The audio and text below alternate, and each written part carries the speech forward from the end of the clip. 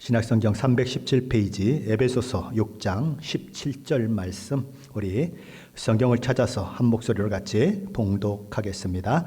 구원의 투구와 성령의 검 곧 하나님의 말씀을 가지라. 우리는 계속해서 매 주일마다 우리에게 하나님께서 허락하신 전신갑주에 대해서 살펴보고 있습니다. 첫 번째가 뭐였죠? 진리의 허리띠. 두 번째는요, 의의 호심경. 세 번째는 복음이 준비한 것으로 신은 신. 그리고 지난주에 살펴봤던 네 번째가 뭐였죠? 믿음의 방패. 오늘 다섯 번째 시간입니다. 구원의 투구. 오늘 본문은 이렇게 얘기합니다. 구원의 투구와 성령의 검, 곧 하나님의 말씀을 가지라. 자, 그렇다면 구원의 투구를 쓴다고 하는 것은 어떤 의미일까요? 어떤 분들은 구원의 투구를 쓴다고 하는 것을 가리켜서 구원의 확신을 갖는 것이다 라고 이야기합니다. 사탄과 악한 영들은 종종 구원받은 자들의 그 구원의 확신을 흔드는 것입니다. 특별히 삶이 고달프고 어려울 때, 여러 가지 고난에 처해 있을 때 하나님의 사랑을 의심하게 만들고, 또는 죄에 넘어질 때에 그것 봐, 너 그렇게 하는 것 보니까 너는 하나님의 자녀가 아닌 게 분명해, 그러면서 그런 이 구원의 확신을 흔들어대는 것입니다. 바로 그렇게 우리의 구원의 확신을 마구 흔들어댈 때에 성도들은 구원의 투구를 쓰고 구원의 확신 가운데 거할 수 있어야 한다라고 이야기하는 거죠. 에베소서 어떻게 읽을 것인가라고 하는 책에서 길성남 목사님은 이렇게 적고 있습니다. 영적 전투에 임하는 성도들은 자신들이 이미 흑암의 권세에서 건짐을 받아서 하나님의 아들의 나라로 옮겨졌으며 그리스도와 함께 하늘에 앉힌 바 되었음을 분명히 깨달아야 한다. 악한 자의 공격 앞에서 성도들을 담대하게 만들고 기쁨과 감사로 뛰게 해주는 것이 바로 구원받았다는 사실이다.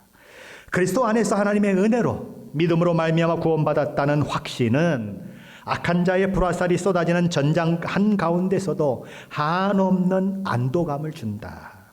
하나님께서 주신 구원을 이미 소유하고 있다는 사실을 알고 확신하는 것이야말로 영적 싸움에서 성도들의 머리를 보호해주는 견고한 투구인 것이다. 그래서 이분은 구원의 투구를 쓰라고 하는 것은 구원의 확신을 가지는 것이다 라고 이야기하는 것입니다. 또 어떤 분들은 구원의 투구는 데살로니가전서 5장 8절에서 언급하고 있는 말씀을 이렇게 우리가 참고할 때에 거기서는 뭐라고 얘기하고 있냐면 구원의 소망의 투구다라고 이야기하고 있음으로써 그것과 같은 말씀으로 봐야 한다고 해석하는 것입니다.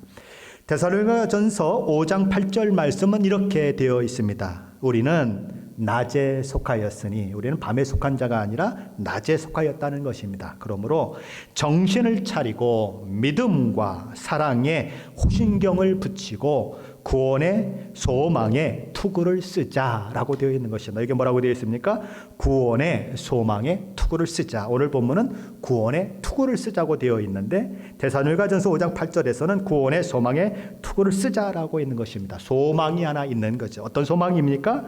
우리가 최종적으로 그리고 궁극적으로 완전한 구원, 이 땅에서 우리가 구원을 물론 맛보고 있지만 그러나 그 구원이 완벽하게 이루어지는 미래적인 것들을 소망하면서 오늘의 삶 가운데서 사탄이 주는 모든 영적 그런 공격을 막아내는 것이 바로 오늘 본문에서 말하고 있는 구원의 투구를 쓰라는 의미다라고 이야기하는 것입니다.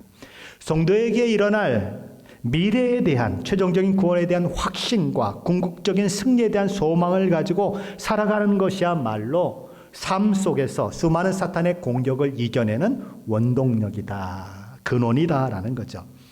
박용용 목사님은 그의 책 에베소서 주해에서 그래서 이렇게 주석을 했습니다. 구원의 투구는 하나님이 이미 우리를 구원하셨다는 확신과 더불어 마지막 날에 부활의 영광으로 우리의 구원의 완성을 이루실 것을 말해주는 것이다. 우리의 구원이 확실하다는 것입니다. 투구를 확실하게 씌워준 것처럼 우리의 구원이 확실하다. 우리는 현재 그리스도 안에서 구원받았지만 우리의 구원의 완성은 마지막 날에 성취될 것이다. 그렇죠?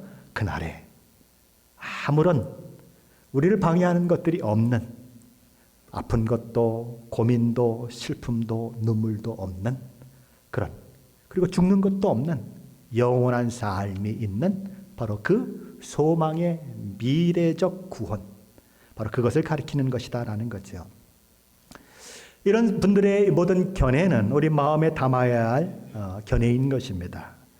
저는 구원의 투구가 무엇을 의미하는가 하는 것을 오늘 함께 나누면서 이분들의 견해를 받아들일 뿐만 아니라 거기에다가 또 한 가지를 더 추가하려고 하는 것입니다. 로마 군인들은 청동으로 만들어진 투구를 쓰곤 했습니다. 우리 사진 한번 보여주시겠습니까? 여기 보면 청동으로 된 투구 위에 멋지게 붉은 장식을 한 투구의 모습이 있습니다. 다음 사진도 한번 보여주시죠. 이 사진을 보면 아무런 장식이 없는 청동으로 된 그런 일반적인 투구입니다. 어떤 사람의 권위와 지위에 따라서 투구의 장식이 이와 같이 달라지곤 했던 것으로 그렇게 생각이 됩니다만은, 사실 얼마나 투구가 멋지냐, 얼마나 화려하게 만들어졌느냐 하는 것은 투구가 가진 본질적인 기능과는 상관없는 것들입니다. 투구의 본질적인 기능은 뭐죠? 머리를 보호하는 거예요. 투구의 본질적인 기능은 인간의 모든 신경망과 연결되어 있는 뇌를 보호하는 데 있는 것입니다. 오늘날도 군인들은 철모를 씁니다. 자전거를 타는 사람들, 아이스하키를 또 이렇게 하는 사람들, 스케이트 타는 사람들, 스키를 타는 사람들이나 스노보드를 타는 사람들도 다 뭘 쓰죠? 헬멧을 씁니다. 특별히 야구 선수들, 타석에 선 야구 선수들도 헬멧을 씁니다. 자, 다양한 경기 속에서, 다양한 운동 속에서 조금 다른 형태의 헬멧을 쓰고 그런 경우는 있지만 그 목적은 딱 하나인 것입니다. 머리, 정확하게 말하면 뇌를 보호하기 위해서 그런 것입니다. 왜 뇌를 보호해야 할까요? 몸의 다른 부분들은 서로 좀 망가지더라도 이렇게 사는데 큰 지장이 없습니다. 물론 불편하지요. 전쟁에 나갔는데 팔이 끊어졌습니다. 전쟁에 나갔는데 다리가 한쪽이 끊어졌어요. 그래서 불편한 몸을 가지고 평생을 살아야 하지만 그럼에도 불구하고 사는 데는 큰 문제가 없는 것입니다. 그런데 이 모든 몸의 기능들이 다 정상적이라고 하더라도, 예를 들면 팔도 다 있고 손도 다 있고 이목구비가 아무리 훌륭하고 또 건강하게 그렇게 있다고 하더라도 그 사람이 뇌를 다치면 어떻게 되죠? 뇌를 다치면 정상적인 삶이 불가능한 것입니다. 그렇죠? 뇌를 다치면 어때요? 생각하는 것도 어렵지요? 판단하는 것도 못하지요? 느끼고 보고 듣고 말하고 냄새 맡고 걷는 것도 힘들어져요. 심지어 밥을 먹고 물을 마시는 것도 뇌가 망가지면 할 수가 없는 것입니다. 일상적인 삶 자체가 완전히 불가능하다는 거죠. 그래서 그것을 막기 위해서, 뇌를 보호하고 머리를 보호하기 위해서 바로 뭘 씁니까? 헬멧을 쓰는 것이고, 오늘 사도 바울이 말하는 것 같은 투구를 써야 하는 것입니다. 사도 바울은 영적 전쟁을 위해서 하나님께서 주신 이 구원의 투구를 우리가 써야 한다라고 이야기하는 것입니다. 왜 구원의 투구를 써야 합니까? 머릿속에 들어있는 뇌를 보호하기 위해서 그렇습니다. 뇌에서 지시하는 모든 지시를 따라서 몸의 모든 기능들이 정상적으로 움직여야 하는데 뇌가 다치면 그런 일들이 불가능한 것입니다. 그러므로 구원의 투구를 쓴다고 하는 것은 구원의 확신을 가지고 있는 성도가 미래의 궁극적이고 최종적인 구원에 이를 것이라고 믿고 소망하는 성도가 그리스도 안에서 구원받은 자로서 새로운 정체성을 깨닫고 내가 하나님의 자녀지, 구원받은 자지라고 하는 생각을 가지고, 그 생각이 어디로 움직이는 겁니까?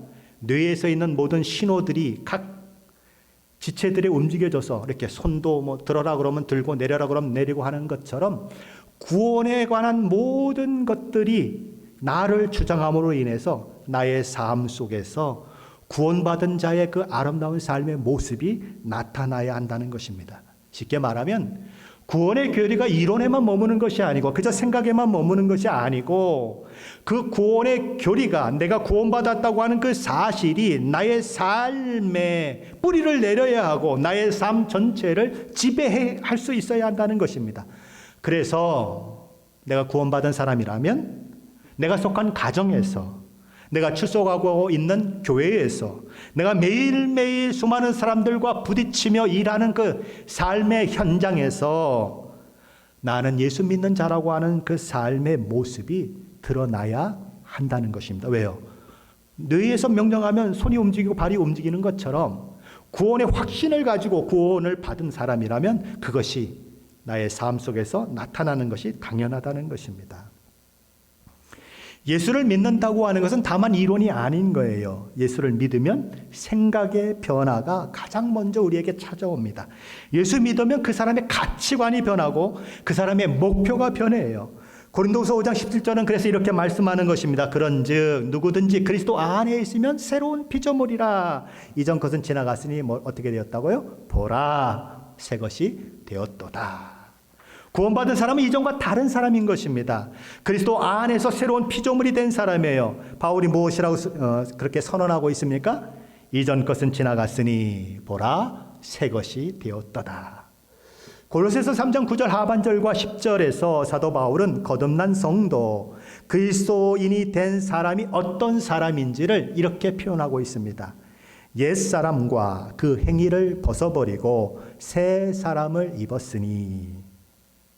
옛사람을 벗어버리고 그 행위를 벗어버리고 새 사람을 입은 것이 언제 일어났다고요? 과거에 이미 일어났습니다. 구원받았을 때 이미 일어났어요. 입었으니 그 이유가 무엇인가? 이는 자기를 창조하신 이의 형상을 따라 지식에까지 새롭게 하심을 입은 자니라.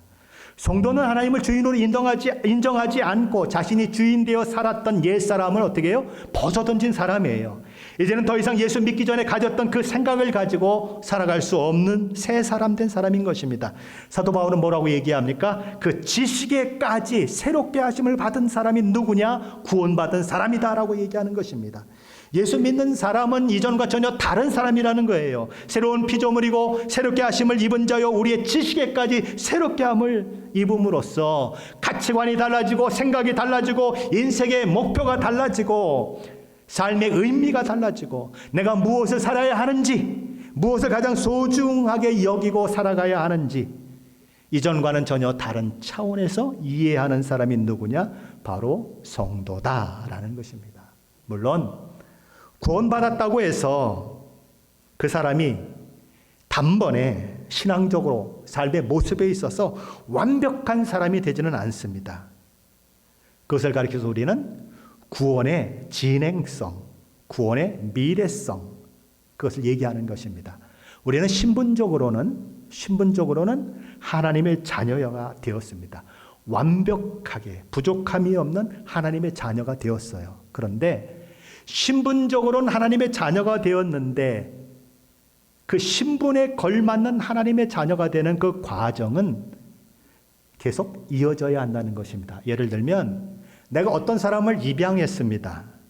그래서 내 가족에 입양을 시켰어요. 그러면 그 입양된 아이는 우리 집 아이가 되죠. 내 자식입니다. 그렇죠? 그 아이는 분명히 신분적으로 내 자식이 되었어요. 그런데 그 아이가 정말 내 자식에 걸맞는 우리 가정의 자녀로서의 걸맞는 모습을 갖추는 데는 시간이 걸리는 것입니다. 그렇죠? 맨날 거지처럼 살던 아이는 씻는 걸 싫어하겠죠. 그리고 뭐 맨날 이렇게 쓰레기통 같은 데서 자던 아이는 침대에서 자는 게 불편하겠죠. 모든 것이 다 불편한 것입니다. 그런데 그것이 세월이 지나가면서 하나하나 맞춰져서 그리고 공부도 하고 이러면서 그 가정에 입양된 가정에 맞는 아이로 자라나는 것처럼 우리의 구원의 과정도 그렇다는 것입니다. 그런데 사탄은 종종 이미 신분적으로 하나님의 자녀가 되어 있는 성도들이 신분에 걸맞는 사람으로 자라가는 그 과정에 들어가야 하는데 그때 그 성도들을 공격하는 것입니다. 뭐라고 공격합니까? 구원받았으니까 이제 다 끝난 거야. 더 이상 필요한 것이 아무것도 없다고 유혹하는 거죠. 그런데 사실은 그것은 거짓말인 것입니다. 사도 베드로는 베드로후서 3장 18절에서 이렇게 말씀합니다. 오직 우리 주 곧 구주 예수 그리스도의 은혜와 그를 아는 지식에서 자라가라. 어떻게 하라고요? 자라가라. 커져라. 성장해라. 라고 얘기하는 것입니다. 히브리서 저자는 히브리서를 써서 히브리서 독자들에게 보냅니다. 그의 고민은 무엇이었을까요? 오랜 신앙생활을 했습니다. 수십 년 신앙생활을 했어요. 자, 수십 년 신앙생활을 했다고 하면 그의 신앙이 자라야 마땅한 것입니다. 그의 신앙이 여전히 초보에 머물러 있다고 하면 그것은 문제가 있는 것입니다. 우리 부모님들이 자녀를 낳았는데 한 달이 지나고 6개월이 지나고 1년이 지나도 여전히 그가 우유를 먹기만 하려고 하고 성장이 멈췄다면 기뻐하겠습니까? 아이고 빵긋빵긋 웃냐고 기뻐하겠습니까? 기뻐할 부모는 아무도 없습니다. 성장해야 하는 것입니다. 그래서 자라나야 하는 거예요. 그래서 우유를 끊고 이유식을 먹고 이유식을 끊고 일반적인 밥을 먹고 딱딱한 음식도 먹어야 하는 것입니다. 그런데 그렇게 수십 년의 세월이 흘렀는데도 불구하고 히브리서를 받아본 독자들이 여전히 어린 나이 수준에 있는 모습을 보면서 히브리서를 써보낸 그 저자는 탄식하는 것입니다. 히브리서 5장 12절에서 그는 이렇게 말합니다. 때가 오래되었으므로, 이미 때가 오래되었다는 것입니다. 벌써 믿은 지 오래되었다는 거예요. 너희가 마땅히 선생이 되었을 터인데, 그 세월을 생각하면 이미 선생이 되어야 마땅하다는 거예요. 너희가 다시 하나님의 말씀의 초보에 대하여 누구에게 가르침을 받아야 할 처지이니, 선생이 되어야 마땅할 사람이 아직도 하나님의 말씀의 가장 초보적인 것을 다른 사람을 통해서 가르침을 받아야 할 그런 상황에 처해 있으니 이를 어쩌면 좋으냐 하는 것입니다. 단단한 음식을 먹지 못하고 젖이나 먹어야 할 자가 되었다라고 그는 한탄하는 것입니다.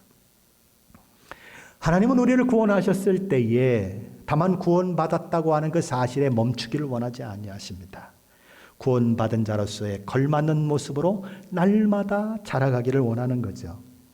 구원, 그 즉각성과 점진성이라고 하는 책에서 박윤선 목사님은 이런 이야기를 합니다. 구원이란 어떤 한 조각가가 길을 가다가 불 속에서 모닥불 속에 타고 있는 나무를 보고 저 나무로 용을 만들어야 되겠다라고 결심하는 것과 같습니다.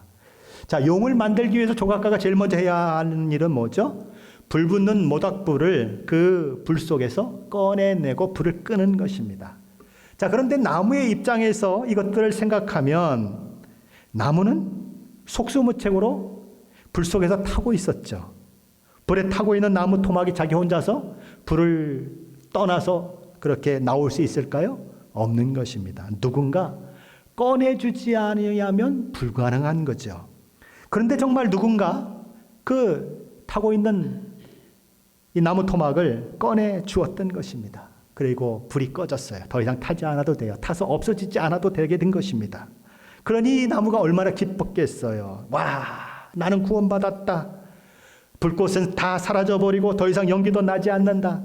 못 나온 내 동료들은 다 타서 없어져 버렸는데 나는 이렇게 괜찮은 상황에 있구나 라고 그는 노래할 것입니다. 그렇죠? 그게 뭐예요? 그게 우리가 받은 구원이라는 것입니다. 그런데 그 다음 날부터 이 타다 남은 나무 토막이 괴로운 것입니다. 왜 괴롭죠? 불에 타 죽은 동료들은 그냥 타고 재가 돼 버렸던데 자기를 꺼내준 그 조각가가 날마다 무언가를 하는 거예요. 뭘 하죠?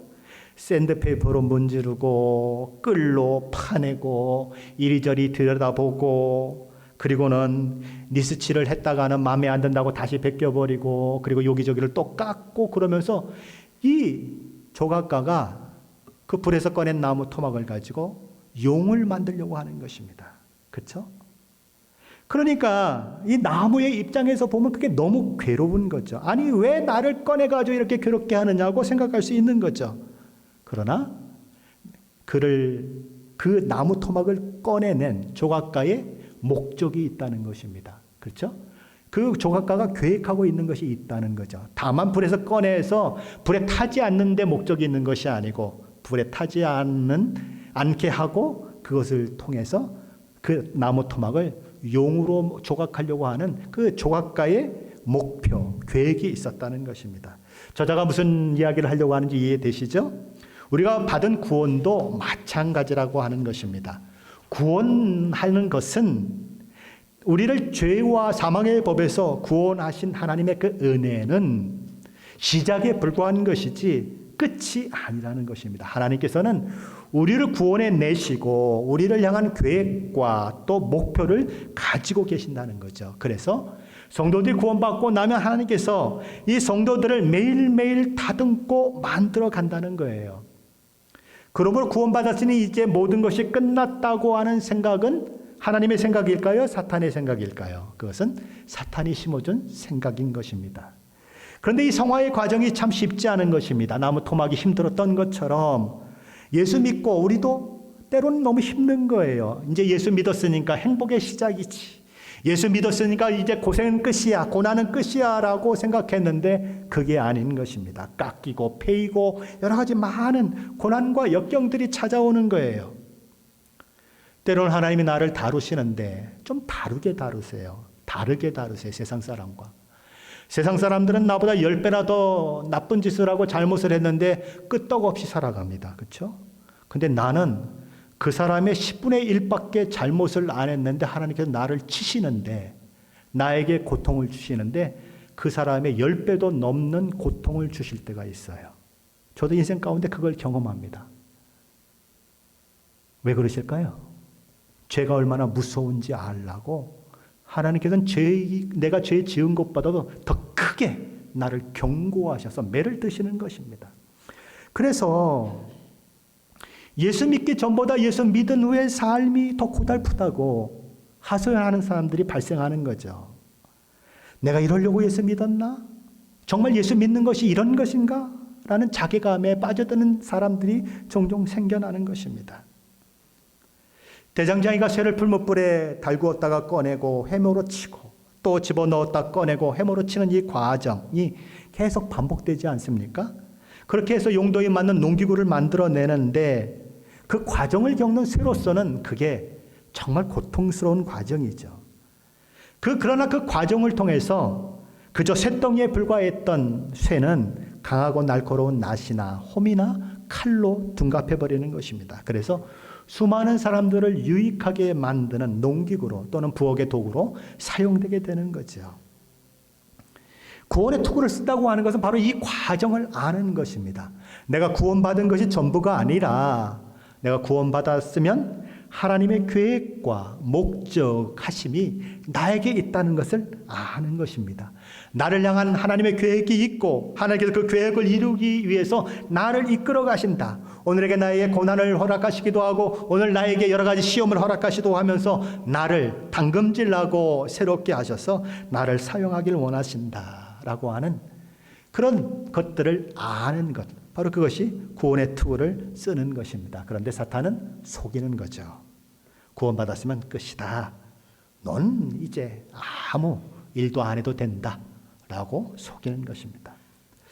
우리가 구원의 투구를 써야 하는 또 다른 이유는 사탄이 구원받은 우리로 하여금 하나님의 은혜를 망각하게 만들고 우리가 엄청난 구원의 은혜를 체험했음에도 불구하고 시간이 가면 갈수록 그 감격, 그 은혜에 대한 감사를 잃어버리게 만들고 그 받은 은혜를 그다지 소중하게 여기지 않게 만들고 하나님을 만나고 하나님을 경험하고 하나님을 예배하고 하나님의 은혜를 이렇게 사모하는 모든 일들로부터 멀어지도록 만드는 그 일을 이 사탄이 우리에게 여러 가지 공격과 여러 가지 유혹과 미혹을 통해서 그런 일들이 우리에게 일어나도록 하기 때문인 것입니다. 사탄은 이런 일들을 통해서 성도들 속에서 믿음이 뿌리 내리지 못하도록 만들려고 합니다.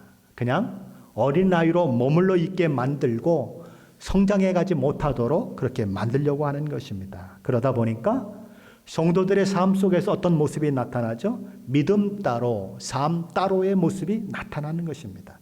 믿음이 구원받았다고 하는 사실이 실제 생활에는 아무런 영향을 미치지 못해요. 그냥 교회 오면 믿는 사람 같고 나가면 세상 사람과 전혀 구별이 되지 않는 것입니다. 믿음과 삶, 성도들 중에 가끔 이렇게 생각하는 분들이 있습니다. 믿음은 믿음이고 삶은 삶이다. 교회에서 삶은 삶이고 세상에서 삶은 또 세상에서 삶이다 라고 생각하면서 교회 와서는 거룩거룩하지만 나가서는 아닌 것입니다. 이 생각은 누가 준 것일까요? 이 생각은 사탄이 심어준 생각입니다. 믿음과 삶은 결코 분리될 수 있는 것이 아니에요. 동전의 양면과 같다고 얘기합니다. 동전의 양면이 한쪽 면만 있을 수 있나요? 없어요. 항상 양쪽 면이 있는 것입니다. 믿음과 삶은 항상 붙어 다녀야 하는 거예요. 그리스도인은 누구일까요? 그리스도인과 세상 사람들이 다른 점은 무엇일까요? 그리스도인은 세상이 보지 못하는 것들을 보는 사람들이 그리스도인입니다. 세상이 알 수 없는 것들을 알게 된 사람이 그리스도인이에요. 그리스도인은 세상 사람들이 소중히 여기는 것과는 비교될 수 없을 만큼 더 크고 더 가치 있는 것들을 가지고 사는 사람들입니다. 그리스도인은 잠시 사라지는 안개와 같은 세상 것들과는 비교가 될 수 없는 영원한 것을 가지고 오늘을 사는 사람들입니다. 하지만 그리스도인 된 저와 여러분이 종종 그것을 잃어버리는 거예요. 그러다 보니까 세상 사람이나 나나 아무런 차이가 없는 모습이 나타날 수밖에 없게 되는 것입니다. 노진준 목사님, 지금 LA 한길교회에서 사역하고 계시는 노진준 목사님이 쓴 책 중에 회복하라고 하는 책이 있습니다. 거기 이런 흥미로운 예화가 나옵니다. 어느 날 람보, 혹시 람보 기억하십니까? 커다란 막 큰 기관단총을 가지고 막 수류탄을 몇 개씩 메고 적진에 들어가서 홀로 그냥 막 적진을 초토화시키고 자기 그 미군 병사들을 구출해내는 그냥 막 울룩불룩한 람보. 그 람보가 친구와 함께 짜장면을 먹으러 중국 식당에 갔습니다. 짜장면을 먹다가 단무지를 하나씩 집어 먹는데 마지막 한 개가 남았는데 이렇게 친구하고 동시에 젓가락이 단무지에 닿았습니다. 서로 마지막 단무지를 먹으려고 이렇게 이제 하는데 뭐 서로 젓가락을 대고 있으니 내가 양보해라 이게 소용이 없는 거죠. 그러니까 친구가 꾀를 내어서 람보에게 이렇게 제안을 했습니다. 람보야, 우리 이러지 말고 힘을 겨뤄서 이기는 사람이 먹기로 하자. 뭐 람보가 신났죠. 어떻게? 서로 뺨을 때려가지고 울지 않는 사람이 먹는 걸로 하자. 그렇게 얘기한 겁니다. 람보는 뭐 힘이라면 자신이 있지 않습니까? 그래, 그렇게 하자. 친구가 이렇게 얘기하면 내가 먼저 할게. 좋아, 때려봐. 그래서 친구가 있는 힘을 하면서 딱 때렸어요. 눈에 막 별이 보이고 너무 아팠는데 람보는 울지 않고 꿋꿋이 참았습니다. 그리고 람보가 이제 내 차례다 딱 하고 있는데 친구가 갑자기 람보야, 이 단무지는 너 먹어. 그리고는 주인을 향해서 소리쳤습니다. 아저씨, 여기 단무지 한 그릇 더 주세요.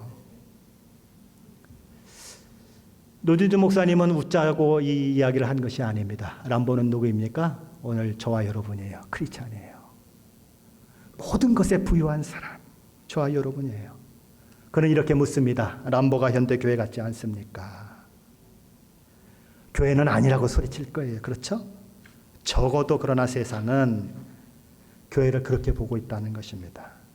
교회 성도들이 뭐라고 말합니까? 하나님은 온 우주의 주인이십니다. 하나님이 영원한 나라를 기업으로 내게 주셨습니다 라고 고백하고 나는 부유한 사람입니다. 나는 모든 것에 부족함이 없는 사람입니다 라고 찬양하고 고백하는데 나가면 어떻게 하죠? 단무지 하나도 빼앗기지 않겠다고 힘을 쓰고 욕심을 부리는 모습, 교회의 모습이요 성도의 모습이라는 거죠. 오늘날 왜 교회가 욕을 먹고 있을까요? 저와 여러분이 왜 욕을 먹고 있을까요? 세상 사람보다 더 악하기 때문일까요? 더 나쁜 짓을 많이 해서 그럴까요? 교회가 그렇게 그냥 이상한 짓을 많이 해서 그럴까요? 아니에요. 세상과 다른 것이 없기 때문에 그렇습니다. 교회는 달라야 한다고, 성도는 달라야 한다고 세상 사람은 생각하고 있는데 다른 것을 보지 못하니까 욕을 하는 것입니다.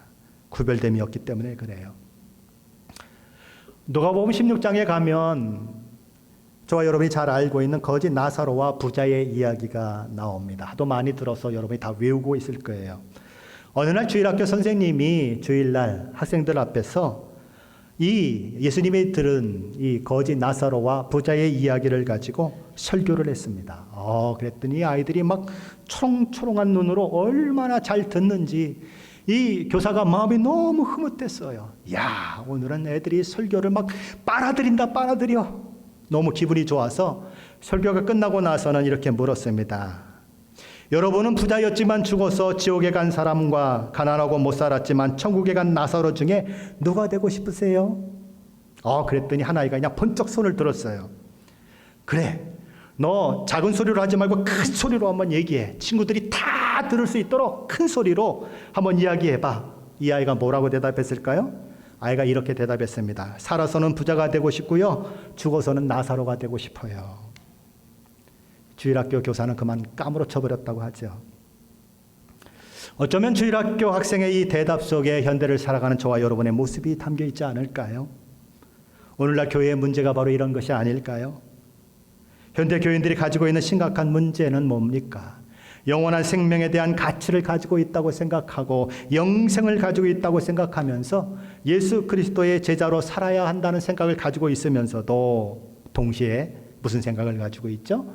이 땅에서 편하게 살고 이 땅에서 쉽게 살고 그런 마음이 있는 것입니다. 그래서 하나님 앞에는 최소한의 헌신만 드리려고 하고 세상과는 적당히 타협하면서 살아가는 것이죠. 그리고 그것을 조금도 이상하게 여기지 않고 당연한 것으로 여기고 사는 것입니다. 하지만 성경은 살아서는 부자로 죽어서는 거짓 나사로라고 하는 그 고백을 하라고 이 말씀을 기록하고 있는 것이 아닙니다. 거짓 나사로와 부자 이야기를 통해서 인간에게 있어서 가장 가치 있는 것이 무엇인지를 이야기하고 있어요. 우리가 무엇을 위해 살아야 하는가? 가장 비참한 인생을 살았던 나사로조차도 사실은 행복한 사람이다. 왜 행복한 사람이냐? 그는 영생의 가치를 그 마음 가운데 품고 산 사람이기 때문이다. 반면에 이 땅에서 모든 것을 누리고 부족함이 없는 삶을 살고 최고의 인생을 살았던 부자는 불쌍하고 안타까운 사람이다. 왜요? 영생의 가치를 놓치고 살았기 때문이다. 영생의 가치, 구원의 가치가 가장 크고 위대한 것인데 그것을 놓치고 살았기 때문에 부자는 부끄러운 사람이고 안타까운 사람이고, 반면에 이 땅에서 아무것도 누리지 못하고 거지같이 살았지만 영생의 가치를 소유하고 산 나사로는 행복한 사람이요 정말 복된 사람이다라고 성경은 가르치는 것입니다. 그것이 성경의 가르침이에요. 누가복음 18장에 보면 어느 날 부자 관원이 예수님을 찾아옵니다. 선한 선생님이여, 내가 무엇을 하여야 영생을 얻으리이까? 예수님이 이런저런 얘기를 하시면서 마지막에 이런 말씀을 하십니다. 내게 있는 것을 다 팔아 가난한 사람들에게 나눠주라. 그리고 와서 나를 따르라. 부자 관원의 관심은 어디에 있었죠? 내가 어떻게 하면 영생을 얻을 수 있을까요? 그런데 예수님께서 이런 말씀을 하시자 그는 실족하고 심히 실망해서 근심하면서 돌아가 버렸습니다. 영생과 상관없는 사람이 되었어요. 자, 그러면 이 말씀을 우리는 어떻게 적용해야 할까요? 저와 여러분이 예수 제대로 믿으려면 지금이라도 전 재산 다 팔아서 가난한 사람에게 나눠주라고 예수님 말씀하시는 것일까요? 그게 아닌 것입니다. 저와 여러분이 하나님의 은혜로 받게 된 구원, 영원한 생명을 얻은 그 모든 것들은 세상 어느 것과도 비교할 수 없을 만큼 큰 가치를 가지고 있다고 하는 것을 예수님은 말씀하신 것입니다. 내가 영생을 소망한다면 그 영생의 소망과 비교될 수 있는 것은 세상에 아무것도 없다. 가장 가치 있는 것이다 라고 우리 주님은 선포하신 것입니다. 성도란 바로 이 영생의 가치를 품고 사는 자들입니다. 교회란 이 영생의 가치가 존재함을 세상에 선포하고 드러내는 사명을 가지고 이 땅에 존재하는 것입니다. 세상 어느 곳과도 비교할 수 없는 영생을 소유한 자들로서 성도는 가난해도 억울하지 않고 오히려 감사할 수 있는 것입니다. 왜요? 더 귀한 것을 가지고 있기 때문에. 저와 여러분이 구원받은 자녀라는 사실이, 영원한 생명을 소유하고 있다는 사실이 세상 어떤 것보다도 큰 가치로 저와 여러분에게 다가올 때에 저와 여러분은 바로 이 영생의 가치가 저와 여러분의 삶을 이끌고 저와 여러분의 삶을 인도하는 그 일들이 일어나게 되는 것입니다. 그것이 구원의 투구를 쓴다고 하는 의미라는 것입니다. 우리가 구원의 투구를 단단히 써야 하는 또 하나의 이유는 사탄의 공격이 워낙 집요하고 비열하고 악하기 때문에 우리로 하여금 영적 싸움 자체를 포기하고 싶어 할 만큼 피로와 권태감을 일으키도록 만들기 때문입니다. 언제 끝날지 모르는 싸움이에요. 때로는 하나님이 내 편 들어주시는 것 같지 않게 보이는 것입니다. 내가 처한 상황은 아무리 기도해도 변화가 일어나지 않을 때에 성도들은 종종 지쳐가는 것입니다. 낙심하게 되는 것입니다. 포기하고 싶은 생각이 드는 거죠. 히브리서를 받아본 독자들도 바로 그런 처지 가운데 있었습니다. 그대들은 유대교를 믿다가 기독교를 개종한 사람들이에요. 유대인인데 유대인 기독교인이 된 사람들입니다. 그들은 처음 예수를 믿고 너무 행복했어요. 새로운 믿음 안에서 기쁨과 즐거움을 누렸습니다. 그런데 세월이 지나가면서 상황이 달라지죠. 동료 유대인들로부터 엄청난 박해를 받게 됩니다. 거기다 덮친 격으로 로마 제국으로부터 박해마저 더해지는 거죠. 엄청난 박해와 핍박으로 인해서 유대인 그리스도인들은 집을 빼앗기고 밭과 과수원을 빼앗기고 매를 맞고 심지어 가족을 잃어버리는 일들도 발생하는 것입니다. 그리고 정든 고향을 떠나 정처 없이 나그네로 떠돌아야 하는 그런 상황이 만들어지죠. 내가 다시 오마라고 우리 주님은 약속하셨어요. 하나님, 그 약속하신 대로 우리 주님 빨리 오도록 인도해 주십시오라고 그들은 기도하지요. 그러나 모진 고난이 계속되고 핍박이 계속되는데 눈이 빠지도록 예수님을 기다려보지만 예수님은 오실 기미조차도 보이지 않는 것입니다. 그러다 보니 그들 중에는 이런 마음이 드는 거죠. 우리가 유대교를 버리고 기독교를 개종한 것이 너무 가벼운 결정이었을까? 너무 섣부른 결정을 한 걸까? 우리가 정말 참된 진리의 종교를 믿고 있는 것은 맞는 것일까? 그렇게 생각하는 이들이 있게 되는 거죠. 점점 지쳐가는 것입니다. 낙심하는 거예요. 그때 사탄이 그들을 공격합니다. 야, 포기해. 싸움은 이미 끝났어. 너희는 결코 승리할 수 없어. 그러니 포기해. 예수 믿는 것만 포기하면 너희는 이전처럼 유대 공동체로 돌아갈 수 있어. 행복해질 수 있어. 너희가 빼앗긴 재산도 다 돌려받을 수 있어. 예전처럼 그렇게 살아갈 수 있어. 사탄은 그렇게 공격을 합니다. 이런 사탄의 공격 앞에 무너져 내린 어떤 사람들은 결국 믿음을 포기하고 유대교로 다시 돌아가 버렸어요. 바로 그 사탄의 공격이 올 때에 그들은 구원의 투구를 단단히 썼어야 하는 것입니다. 그러나 그들은 그러지 못했고 사탄의 속임수에 속았어요. 하나님께서는 그들을 구원하기 위해서 당신의 아들 하나밖에 없는 독생자 예수 그리스도를 내어주신 분이십니다. 아들을 아끼지 아니하십니까? 무언들 아끼겠느냐고 성경은 이야기합니다. 아들을 너희를 위해서 내어주신 하나님께서 무언들 너희에게 주시지 않겠느냐? 아들을 내어줄 만큼 너희를 사랑하신 하나님께서 어찌 너희를 사랑하지 않겠느냐? 악한 자라도 자식에게 좋은 것을 줄 알거든 하물며 하늘에 계신 너희 아버지일까 보냐 라고 말씀하세요. 그런데 그분의 일하심이 보이지 않는 것입니다. 그분이 정말 나를 사랑하고 있는지 의심이 드는 거죠. 왜요? 지금 내 상황을 이해할 수 없고 지금 그 하나님의 일하심을 볼 수 없고 만질 수 없기 때문에 그런 것입니다. 그런데 십자가에서 예수 그리스도를 내어주신 하나님이시라면 그분이 나를 포기할 수는 없습니다. 아들로 나를 살려내셨는데 어떻게 그 하나님이 나를 포기할 수 있겠습니까? 일하심이 보이지 않아도 하나님은 일하시는 거예요. 하나님이 나를 사랑하시지 않는 것 같아도 예수 그리스도를 생각하면 하나님이 나를 사랑하시지라고 생각할 수밖에 없는 거예요. 그것을 놓쳐버리면 믿음을 포기할 수밖에 없는 상황이 만들어지는 거죠. 사탄은 우리가 어려울 때에 그래서 우리를 공격하는 것입니다. 그럴 때 우리는 구원의 투구를 쓰고 그 사탄의 공격을 막아내야 하는 것입니다. 우리는 어떤 사람을 보고 신앙이 좋다고 얘기할까요? 여러분은 신앙이 좋은 사람은 어떤 사람이라고 생각하십니까? 여러 가지 이야기를 할 수 있지만 신앙이 좋은 사람은 사람이 아니라 하나님께 주목하는 사람입니다. 사람 앞에서가 아니라 하나님 앞에서 사는 사람입니다. 사람의 칭찬이 아니라 하나님의 칭찬에 목마른 사람입니다.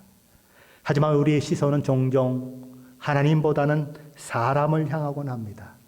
우리의 그런 모습을 너무나 잘 알고 있는 사탄은 우리를 아주 수시로 부추깁니다. 어떻게 부추깁니까? 하나님이 아니라 사람을 바라보게 만들려고 온갖 힘을 다하는 것이 사탄의 공격이지요.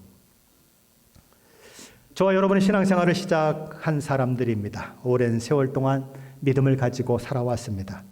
혹시 신앙생활을 시작하면서 내가 사람을 보고 신앙생활 해야지라고 생각한 분들이 혹시 여기 계십니까? 아마 그런 분들은 없을 거예요. 다 하나님을 바라보고 신앙생활 하겠다고 생각하며 신앙의 길을 걸어왔을 것입니다. 자, 그런데 이렇게 어떤 사람들이 신앙을 그만두고 포기하는 것들을 가만히 살펴보면, 곰곰이 분석해 보면 그 사람이 하나님 때문에 믿음을 포기합니까? 사람 때문에 믿음을 포기합니까? 대부분은 사람 때문에 믿음을 포기합니다. 하나님 때문에 신앙생활 시작했다고 하는데 신앙생활을 끝내는 것은 사람 때문에 끝내버려요. 그 사람 때문에 나 실망했어. 그 사람 미워서 나 교회 못 가겠어. 교회는 손 나쁜 사람들만 있어. 뭐 이런 얘기를 하면서 신앙을 떠나버리는 사람들이 있는 것입니다. 왜 그렇습니까? 처음에는 순수했겠죠. 예수님이 그 안에서 참 큰 분으로 자리 잡았겠죠. 그런데 시간이 지나면 지날수록 내가 점점 커지는 것입니다. 욕심이 생겨나고 내가 인정받고 대접받는 것이 예수님이 대접받고 예수님이 영광받는 것보다 더 중요하게 생각되는 거죠. 사탄은 언제나 우리로 하여금 그래서 우리 시선이 우리 주님이 아니라 사람에게 주목되도록 그렇게 우리를 유혹하는 것입니다. 주님을 바라보는 자 실망하지 않습니다. 주님을 바라보는 자 결코 배신감을 느끼지 않습니다. 주님을 바라보는 자 결코 미움의 마음이 생기지 않습니다. 그런데 사람을 바라보면요. 사람을 바라보면 실망할 것 천지예요. 사람을 바라보면요, 나를 좌절시키는 것 천지인 것입니다. 사람을 바라보면요, 실망하고 좌절할 수밖에 없는 것입니다. 사람을 바라보게만 만드는데 성공할 수만 있다면 수많은 사람들을 신앙으로부터 멀어지게 하는데 크게 성공할 수 있는 것을 사탄은 알고 있는 거죠. 그래서 뭘 하려고 합니까? 사람으로 하여금 신앙을 살아가는 사람들로 하여금 사람을 주목하도록 만드는 것입니다. 그게 사탄의 공격인 것입니다. 그때 우리는 구원의 투구를 써야 하는 거지요. 내가 누구의 사람인가? 내가 누구를 통하여 부름받았고 누구를 통하여 값으로 삼바 되었는가? 나의 주인이 누구인가? 나를 통하여 영광을 받으실 분이 누구인가? 구원의 투구를 쓰고 우리는 생각해야 하는 것입니다. 그러면 사탄의 공격을 이길 수 있는 거죠. 말씀을 정리해 봅니다. 예수님을 만나면 삶이 변할까요? 예, 예수님을 만나면 삶이 바뀝니다. 가치관이 바뀝니다.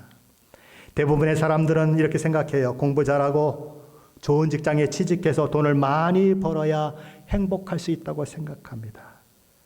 어차피 인생은 짧은데 내가 그래도 이 땅에서 성공해서 대접받고 인정받고 행복한 삶을 살아야 할 것 아니야?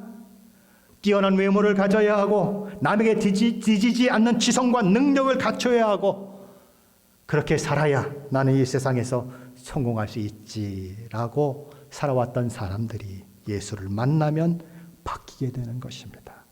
그 모든 것들이 하잘것없는 것들로 여겨지면서 그 모든 것들이 사도 바울의 고백처럼 배설물처럼 여겨지면서 예수 그리스도를 통해서 얻은 구원이 얼마나 소중한 것인 줄 알고 하나님의 나를 향하여 가진 그 계획과 목표를 위해서 달려가는 것이 얼마나 아름다운 줄 알고 하나님의 뜻을 따라 살기를 원하는 그것이 최고의 행복이라고 고백할 수 있을 만큼 예수 그리스도께서 우리에게 허락하신 영원한 생명을 소유한 자로서 하루하루 살아가는 삶을 중요하게 여기는 것.